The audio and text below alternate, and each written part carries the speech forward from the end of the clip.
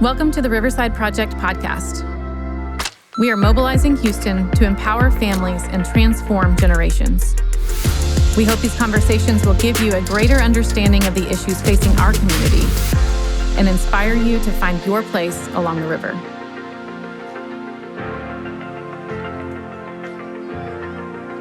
Dr. Valerie Jackson is joining us on the podcast today. Dr. Jackson is the CEO of Monarch Family Services. It's a local child placing agency in Houston. It's family focused, provides integrative services all across the family services continuum. Dr. Jackson also leads the Adolescent Center and Mental Health Services. She has a PhD in clinical psychology and has over 23 years of experience working with kids and families involved in the foster care system. We're so thankful for her influence, her expertise, and her leadership in this space. So, Dr. Jackson, thanks for being on the podcast today. Thank you for inviting me. Yeah, of course. Well, let's just start off by just giving a little introduction. What is Monarch? Monarch Family Services is a holistic family service agency. So that being said, we work with biological families, or biological parents, kinship parents, as well as children that have child welfare involvement.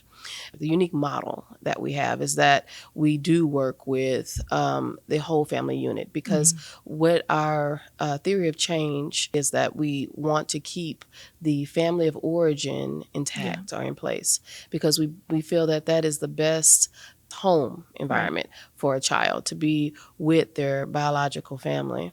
And so the start of the program in 2014 was an outgrowth after the adoption of my daughter in 2013.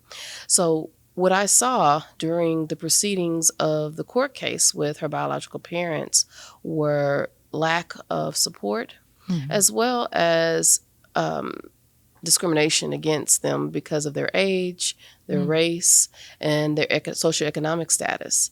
And I felt compelled to be a beacon of hope for those type of families. And so when I started the child placing agency in 2014, I also started it with the preservation and reunification services. I always felt that if my daughter's biological parents had received more support and that family system had received the type of resources that were necessary, that she would today be with her biological family. Now, she is doing well and thriving with me, but she is age 12 now and asking questions about where is my father, where is my mother, tell me more about them. Do they look like me? Where do they live? And so they have these questions, and they have these children that are adopted in unrelated families feel the disconnect. Even though they feel the love and they tend to heal and stabilize, they still feel that disconnect. And so providing answers to that has been problematic because when she was adopted, there was the closed case type of action. So once a adoption or once the judge has determined parental rights are terminated and then the adoption will be with an unrelated caregiver, then cases were closed, families are separated, and the expectation is the child to go on, be great, and thrive with this new family that has been built for you by the system. And so that happens in some cases, but we know of cases where that as children grow in the homes of these unrelated caregivers, there's conflict, and we have a unmentioned number of return to care. Whereas with statistics, when we see kinship caregiver, the return to care is extremely low. And children tend to thrive in those homes because they have a stable caregiver in place that is a family member, but also they have connections to their biological parents and other extended family. So when we put it kind of in terms of the river, one of the things that I love about Monarch is that you're not just, midstream of the river where we would say that foster care is, but you've, from its very beginning, really focused on that upstream portion of how did these kids get here and how do we keep them as far, kind of working on the upstream side of this caring for biological families, caring for the kinship families, or finding some sense of permanency, because we know what happens downstream, and we know the trauma that the additional trauma that continues to happen when kids aren't able to be in that stable home family environment with relatives if possible. We always joke, I think, about how you were kind of the OG of kinship care, because we're seeing a lot of shift towards that now. But you guys have been working on that for a really long time and really laboring towards those types of outcomes. And it's almost like the system now is starting to catch up and see, often because of the work that you've done, working for 20 years in this space. Monarch is also kind of seen as a kin-first. You've used that term before, a kin-first agency. What does that really mean, and how do you really work with and come around the kinship families that you work with, or the relatives that you work with? So there's a story behind the beginning of working with kin. Mm-hmm. So we did open in 2014, and as a full service agency. So we had the prevention services, we had the foster to adopt services, as well as the behavioral health support. And so when I built the company, it was with the mindset to provide permanency. That was my whole intent. I said, we have to provide permanency because I am a clinical psychologist, and so I have provided behavioral health and psychological support to children. And through the years of providing this support, when I would talk to children and interview them for psychologicals or either for a treatment intervention, I would come to the question come to the question that states, what is your hopes? What is your wishes? What are your desires? And the children would always say, I want to be back with my family. I want to be out of this system. I want to feel whole again, in peace, that I had when I was with my family. And so when I opened the agency in 2014, because I was new, a lot of the first families that would come to the agency or came to the agency were kinship families. And they would tell me that they were turned away from many agencies that did not want to work with them. And they heard that I was new and hoped that I would give them a chance. I didn't understand at the time the reason or rationale why an agency would turn a kinship family away. So I said, sure, absolutely, I'll work with you. And so it started out with 1 or 2 in the first 3 or 4 months. And as news to caseworkers was transferred or word of mouth from these families that we were working with kinship families, more and more families came to us. And because our original families that came to the age of kinship, our program was designed for kinship. Around there. Yeah. And so I saw the needs. I didn't know how to traditionally work with a foster family. So the whole design became, the whole approach was for kinship families. Ironically, in the second year, when we started getting unrelated families, I had to think about how I would work with them, because my approach was kinship families. So I was like, oh, okay, now we have to think about how we're going to work with unrelated families. So I had to do the opposite what agencies are doing today. I had to come up with a model for unrelated families, because my first year model was all kinship families. Yeah, and so the needs are just different. It's absolutely different. And when I hear that policies and practices are the way it's worded, it's that it's kinship and foster care families, I already know that is trying to fit a square into a circle, because it's significantly different when working with both families. You cannot work with both populations the same. And so there's no such thinking, or there shouldn't be such thinking, that because I know how to work with a unrelated family, then of course I can go ahead and use that same model with a kinship family. Our kinship population is majority low socioeconomic. They're unprepared for the circumstance that they are in, meaning that they get a phone call, are notified that a family member is involved in the system, and they have to make a choice if they're going to take them right then and there, or this child is going to foster care. And so it's a split decision, unplanned, untimely. Some families have some idea that this was going to happen, but majority do not. Yeah. And the child comes, and then it's now what? Now we got to think about what school they're going to. What did they come with? Did they come with clothes or not? And how we're going to get that met? How are we going to financially provide in the interim with no funding in place to feed the child, to get them connected to Medicaid for their medical needs and their dental needs and their behavioral health needs? So it's a lot placed upon the caregiver. And that's only if you have a child with mild behavior needs. Yeah, if they've experienced a lot of trauma. And it's a lot harder. Yes, if they have been through traumatic situations. And more or less, when I think about traumatic situations, I think about the trauma that, yes, they do experience with the abuse and neglect in the household with the biological parents. But I've never seen trauma as severe as system trauma. So if they already have been cycled through the foster care system, that trauma doesn't even compare. Every transition, to every move, the trauma that that children that have already been cycled through the system, and now we've identified a kinship caregiver, and then the child is placed there. Statistics say that the PTSD, that symptoms that are seen in foster children are 2 times as severe as those seen in war vets. 2 times as severe and much harder to treat. If ever able to treat. And so we're talking about war vets that are on the front lines, seeing death on a daily basis.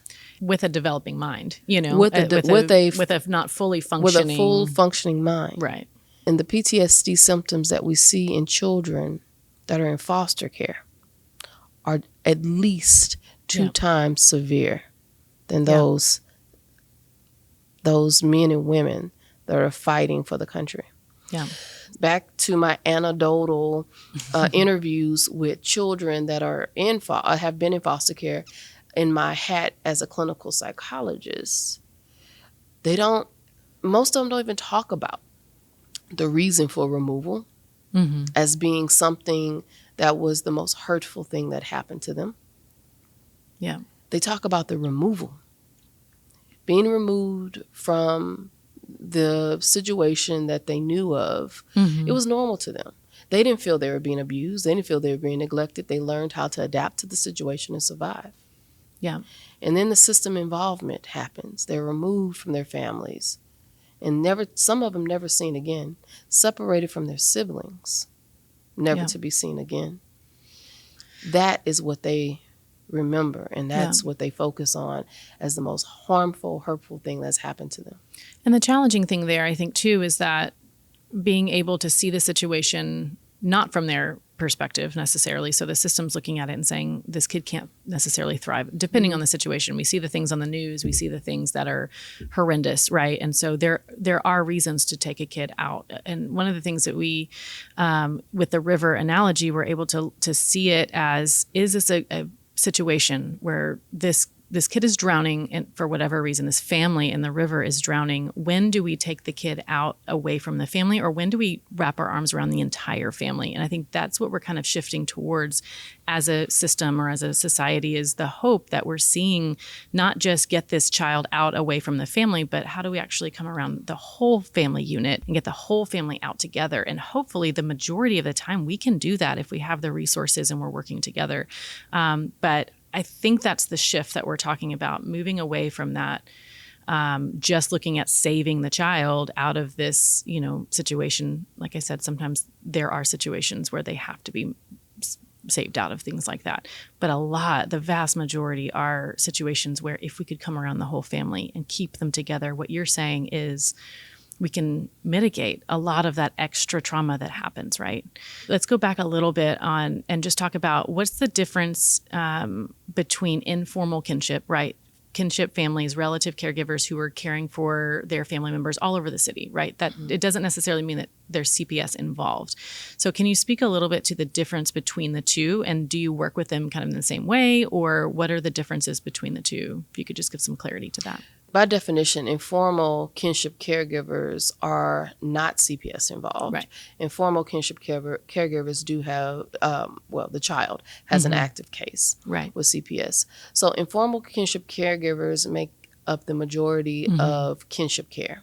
And so this is when they have voluntarily taken in a relative into their care, and it is unsupported. Unsupported means that there is no state funding in place for the child's care by the kinship caregiver. Right. And so that population specifically needs the most resources, community-based, organizational resources in order to continue the care of the child. And so because it is voluntary, there's no placement of or involvement of a system, then they are able to, just maintain there and everything's fine. But in a lot of cases, we see that a disruption with those homes because there's limited resources. There's no connection to services or don't know how to access services. And so so kinship navigation programs have really been helpful in those situations.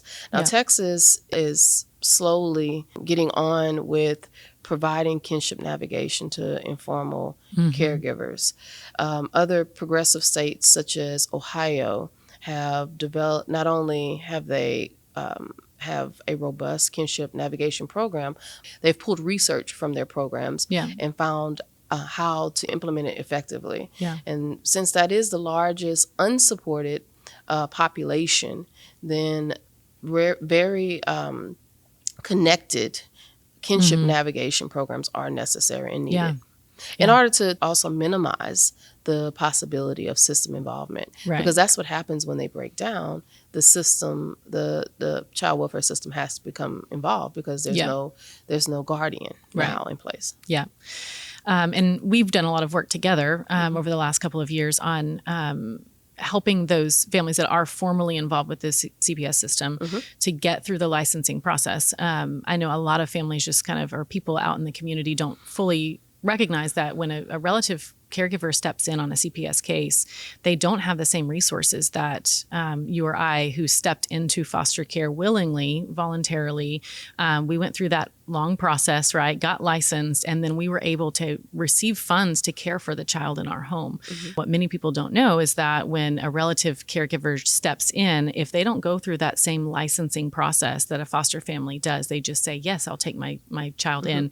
They may be eligible for certain types of resources just for a short period of time if they meet certain low income requirements, but they don't access the same types of resources that foster families do unless they go through that same foster care licensing process. And so can you speak a little bit to that? We've done a lot of work trying to help families get through that. We're hopeful that some of the legislation will shift this session to make it a little bit more accessible. Lots of kinship families are stepping in, but to put them through that same really long, arduous process when they're already family members of the child, we know that it may not be as necessary. So can you speak to that a little bit, just so that people kind of understand what's happening there and why those needs are different? Sure.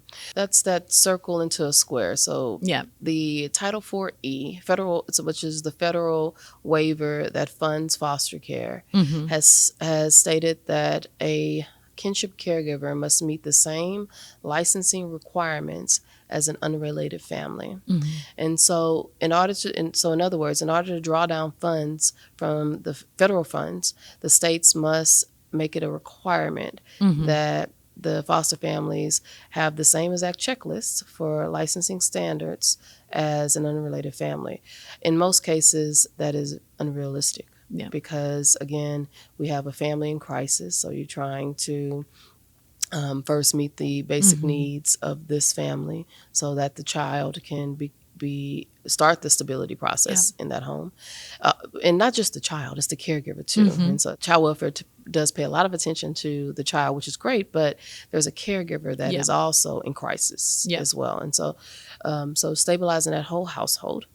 And then what happens is that they start meeting these people in their lives as the caseworkers and the CASA workers and the guardian ad litems. So all these people. And now we push a list in front of them and say, hey, you need to get licensed. Yeah. And so the list is the CPAs that will help facilitate that process, which is overwhelming.